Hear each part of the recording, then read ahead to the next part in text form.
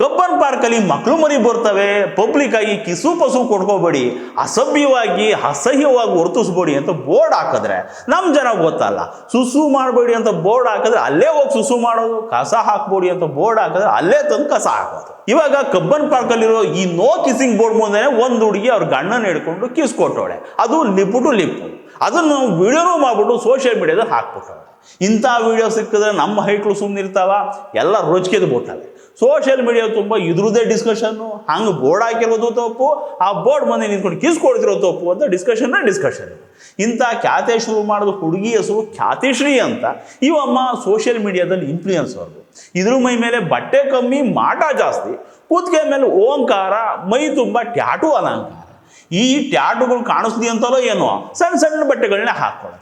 ಒಂದೊಂದು ಸರಿ ಅದನ್ನೂ ಕಿತ್ತು ಪಿಸ್ ಹಾಕ್ಬಿಟ್ಟು ಉಲ್ಟಾ ದಬ್ಬಾಕೊಂಡು ವೀಡಿಯೋ ಮಾಡಿಬಿಡುತ್ತೆ.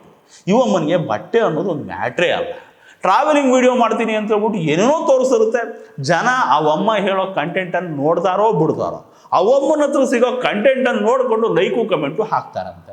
ಇಂಥ ಪ್ರಖ್ಯಾತಿ ಇರೋ ಖ್ಯಾತಿ ಮೊನ್ನೆ ನಮ್ಮ ಕಬ್ಬನ್ ಪಾರ್ಕಿಗೆ ಬಂದೈತೆ. ಅಲ್ಲಿ ಒಂದು ಬೋರ್ಡ್ ನೋಡೈತೆ.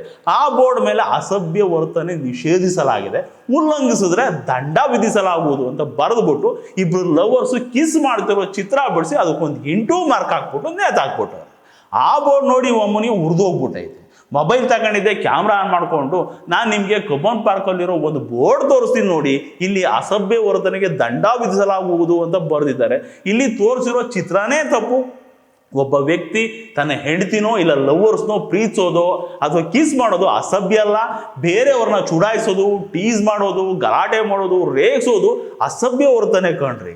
ಇದನ್ನು ನಾವು ಪ್ರಶ್ನೆ ಮಾಡಬೇಕು. ನಾನು ಇದನ್ನೆಲ್ಲ ಒಪ್ಪಾಕಿಲ್ಲ ನೋಡಿ, ನಾನು ಇವಾಗ ಇದನ್ನು ಹೆಂಗೆ ವಿರೋಧಿಸ್ತೀನಿ ಅಂತ ಹೇಳ್ಬಿಟ್ಟು ಆ ಬೋರ್ಡ್ ಮುಂದೆ ಅವ್ರ ಅಮ್ಮನ ಗಂಡನ ಹಿಡ್ಕೊಂಡು ಲೋಚ ಲೋಚ ಲೋಚ ಅಂತ ಹೇಳ್ಬಿಟ್ಟು ಕೂತ್ಕೊಟ್ಟೈತೆ.